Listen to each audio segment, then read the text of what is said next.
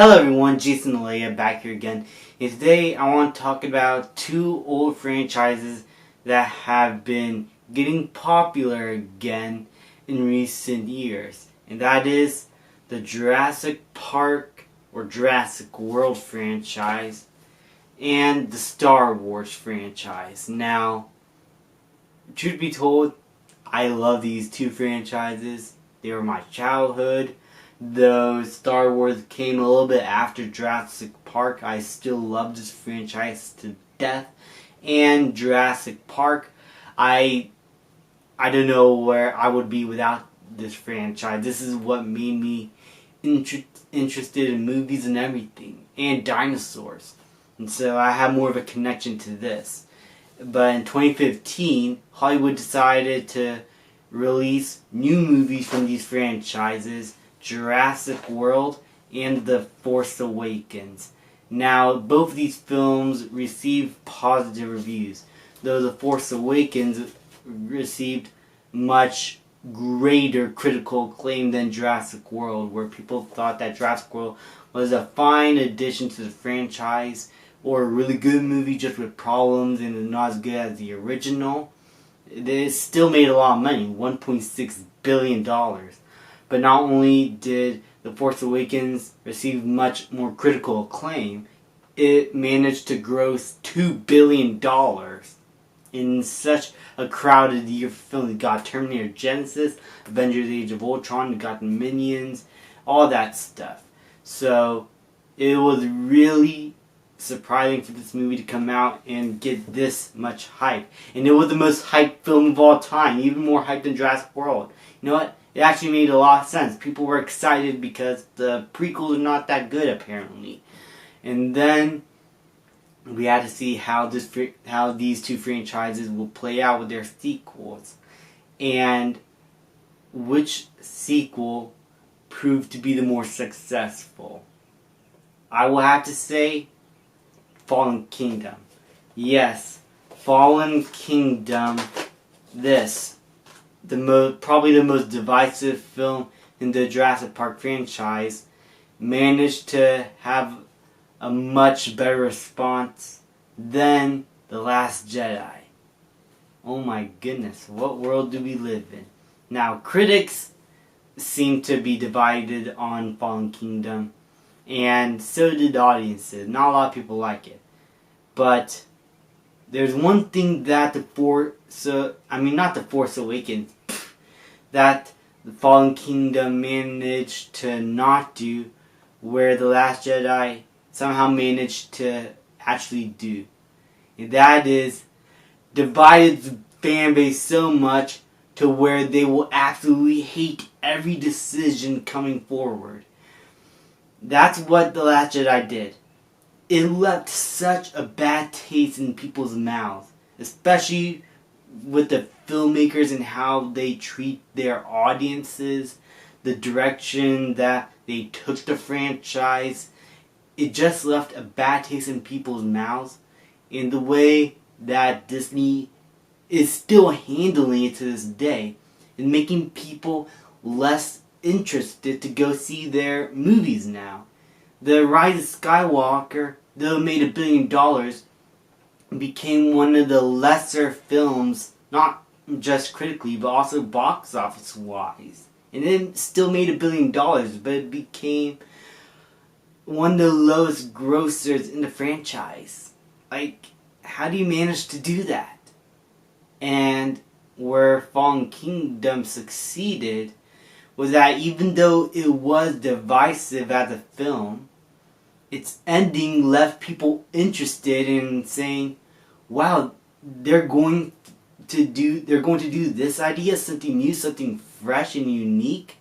Like, they're able to tell more stories now. Now that dinosaurs are going into the mainland, people are still interested to see the next film.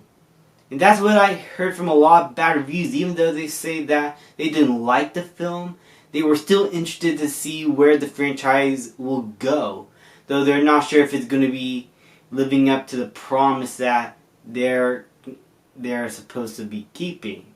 Like, to have a great finale. And also, fan favorite characters are coming back, and it seems like instead of wasting them like The Last Jedi did, they're going to be actually using them not just in separate worlds. No, they're actually all going to come together and meet and talk for the first time and have major roles. Whereas with the Star Wars films, all the main characters did not even meet. Han Solo did not get to meet Luke Skywalker. I mean, Luke Skywalker kind of got to meet Leia, but not really at The Last Jedi. Like, Lando did not get to see his best. It was such a clusterfuck. None of those old characters managed to come back together for one last hurrah, really. Like, they all came back to the franchise, but not together. Not on screen together. That was such a big, wasted opportunity.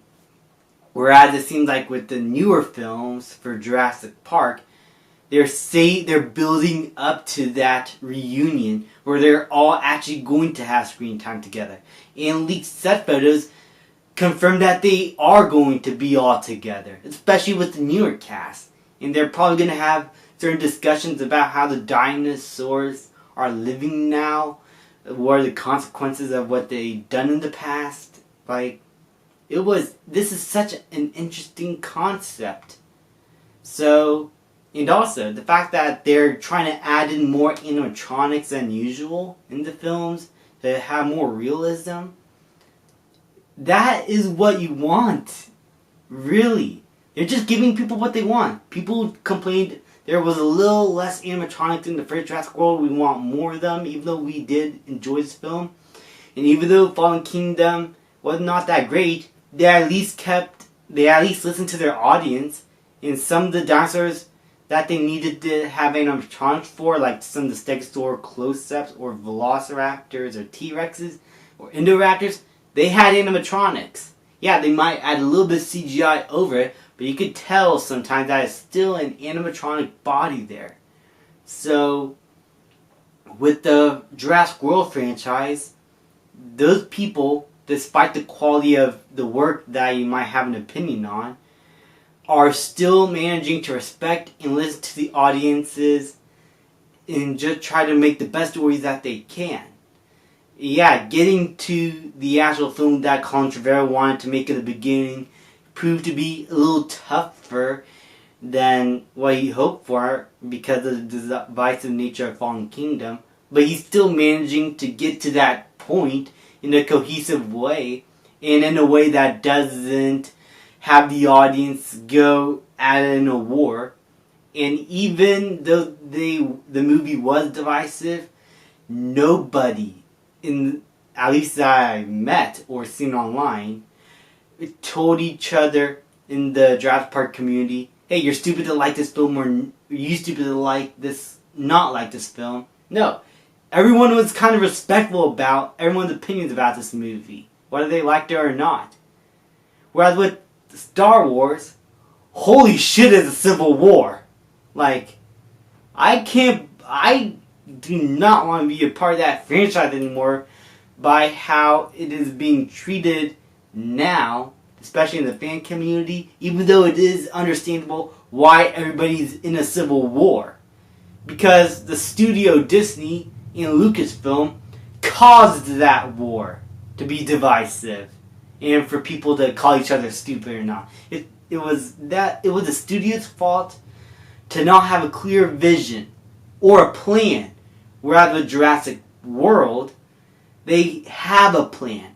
Yeah, the plan was flawed, but they had a plan to go that they know where to go to at this point, and they're building it up step by step. And so that's why that franchise is being so successful. Also, the box office. Whereas even though the box office for the sequels, Fallen Kingdom and The Last Jedi are kind of similar, here's the thing. Jurassic World made $1.6 billion. Fallen Kingdom made $1.3. There's a $300 million around that number or dividing the films in terms of box office of how much they made. The Force Awakens, it's 700 million. 2 billion to 1.3. The sequel should have made more than 1.3. You get what I'm saying? More people came back to the sequel of Fallen King, of a lesser critically acclaimed film, than to the one that's a sequel to a much more critically acclaimed film. You get what I'm saying? I'm sorry if I'm stuttering a little bit, but this is unscripted. I just want to talk about how much of a difference these franchises made and how much of an impact they had in the film industry right now. So, in my opinion, I think Jurassic World 3 might be more successful. In fact, I think it might make a little more than Fallen Kingdom because of the goodwill it has toward the fans. And even then, after the movie came out, the directors were not criticizing the fans outright, like telling them that they're stupid to have this kind of opinions. No, they kept quiet about it. Maybe they thought that their film wasn't that good overall. And that's sad because I know how hard it is to make a film. I made short films that were really tough to make. But they still decided to keep going with this one last film, Jurassic World Dominion. And they are hoping for it to be the best. And it looks like they are putting in a lot of effort. They're going to actual locations. But unfortunately now they probably have to use a lot of sets due to the COVID-19 incident. Like, it was tough. Whereas with Disney, it feels so mandated. Whereas with Jurassic Park, it feels passionate. And people are more drawn today to passionate work. That is why I think Jurassic Park / World is going to have a much better closure than Star Wars had with The Rise of Skywalker, where they still keep making the same mistakes.